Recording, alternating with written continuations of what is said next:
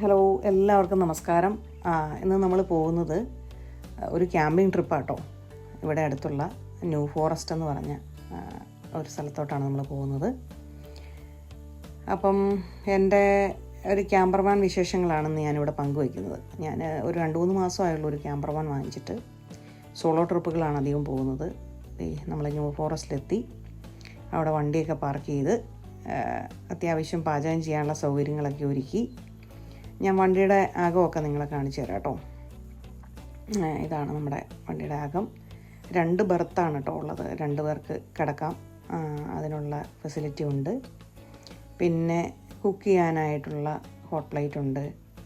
അതുപോലെ ചെറിയൊരു ടോയ്ലറ്റ്, കുഞ്ഞൊരു ഫ്രിഡ്ജ്, പിന്നെ ഇരിക്കാനുള്ള ഒരു നമുക്ക് ഇരിക്കാനും കിടക്കാനും സെറ്റപ്പ് ചെയ്യാൻ പറ്റുന്ന ഒരു സോഫ, ബെഡ്.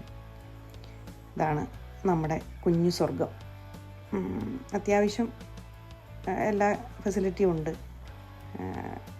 നമ്മുടെ യാത്രയ്ക്ക് ആവശ്യമായിട്ടുള്ള എല്ലാ കാര്യങ്ങളും അതിനകത്തുണ്ട്. അപ്പോൾ ഞാൻ ക്യാമ്പിങ്ങിനുള്ള സെറ്റപ്പുകളൊക്കെ ചെയ്തു. മെയിനായിട്ട് ഞാൻ ഈ വീഡിയോ ചെയ്യാനുള്ള ഒരു കാരണം, എൻ്റെ ചെറുപ്പകാലം മുതലേ എന്നെ വല്ലാതെ അലട്ടിക്കൊണ്ടിരുന്ന ഒരു അവസ്ഥയാണ് ഈ ADHD എന്ന് പറയുന്നത്. നിങ്ങൾ പലരും ഈ ഒരു ടേംസ് കേട്ട് കാണും. ആക്ടർ ഫഹദ് ഫാസിൽ റീസെൻ്റ്ലി പറഞ്ഞിട്ടുണ്ട് അദ്ദേഹത്തിന് ADHD ഉണ്ടെന്ന്. അപ്പോൾ ഈ ADHD ഉള്ള മനുഷ്യർ ഭയങ്കര ബുദ്ധിമുട്ടിലാണ്. കാരണം അവരുടെ ഈ ഒരു അവസ്ഥ ഡയഗ്നോസ് ചെയ്യുകയോ ഏർലി ഡയഗ്നോസ് ചെയ്യുകയോ അതിനുള്ള തെറാപ്പികളോ അല്ലെങ്കിൽ ഗൈഡൻസോ ആർക്കും ലഭിക്കുന്നില്ലെന്നുള്ളതാണ് ഏറ്റവും സാഡായിട്ടുള്ളൊരു കാര്യം. ഈ attention deficit hyper activity disorder എന്നത് കുട്ടികളിലും മുതിർന്നവരിലും ഒക്കെ കണ്ടുവരുന്ന ഒരു തരം ന്യൂറോ ഡെവലപ്മെൻ്റൽ ഇഷ്യൂ ആണ്, അല്ലെങ്കിൽ ഒരു അവസ്ഥയാണ്. ഇതൊരു രോഗമല്ല, പക്ഷേ നമ്മുടെ തലച്ചോറിൻ്റെ പ്രവർത്തനത്തിലെ ഒരു വ്യത്യസ്തമായ ഒരു അനുഭവമാണിത്. അപ്പോൾ ഇതിൻ്റെ മെയിനായിട്ടുള്ള ലക്ഷണങ്ങൾ എന്താണെന്ന് വെച്ചാൽ, ശ്രദ്ധക്കുറവ്, അമിതമായ ഊർജ്ജസ്വലത, അടങ്ങിയിരിക്കാനായിട്ട് പറ്റത്തില്ല. അതിന് ചുറുചുറുക്കെന്ന് മലയാളത്തിൽ പറയും. പിന്നെ എടുത്തുചാട്ടം, പെട്ടെന്ന് തുണ്ടൻ എന്താന്ന രീതിയിൽ പ്രവർത്തിക്കുക. അപ്പോൾ അങ്ങനെയുള്ള ഈ ശ്രദ്ധക്കുറവെന്ന് പറഞ്ഞാൽ ഒരു കാര്യത്തിലും നമുക്ക് ദീർഘനേരം ഇങ്ങനെ ശ്രദ്ധിക്കാൻ കഴിയാതിരിക്കുക.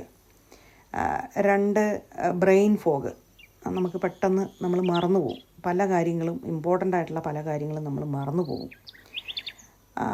പിന്നെ തുടങ്ങുന്ന എല്ലാ പണികളും നമുക്ക് പൂർത്തിയാക്കാൻ പറ്റത്തില്ല. അത് ഭയങ്കര ബുദ്ധിമുട്ടാണ്. ഞാൻ അനേക പ്രൊജക്റ്റുകൾ ചെയ്യും, പക്ഷെ അതൊന്നും എനിക്ക് പൂർത്തിയാക്കാൻ പറ്റത്തില്ല.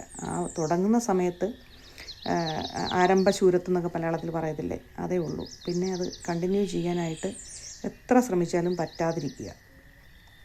അപ്പോൾ ഇതൊക്കെയാണ് ഇതിൻ്റെ സൈൻസ് ആൻഡ് സിംറ്റംസ്. അപ്പോൾ ഇതൊക്കെ ഞാൻ പറഞ്ഞല്ലോ, ഡയഗ്നോസ് ചെയ്യാത്തത് കൊണ്ട് തന്നെ, അല്ലെങ്കിൽ അതിൻ്റെ ഗൈഡൻസ് കൊടുക്കാത്തത് കൊണ്ട് തന്നെ പലരും നന്നായിട്ട് സ്ട്രഗിൾ ചെയ്യുന്നുണ്ട്. അപ്പോൾ ഈ ഒരു വിഷയത്തിൽ സപ്പോർട്ട് നൽകുന്ന പുതിയ വീഡിയോ ആയിട്ട് അടുത്ത വട്ടം ഞാൻ വരുന്നതായിരിക്കും. എല്ലാവരും എന്നെ സപ്പോർട്ട് ചെയ്യുക, ചാനൽ സബ്സ്ക്രൈബ് ചെയ്യുക, കൂടെ നിൽക്കുക.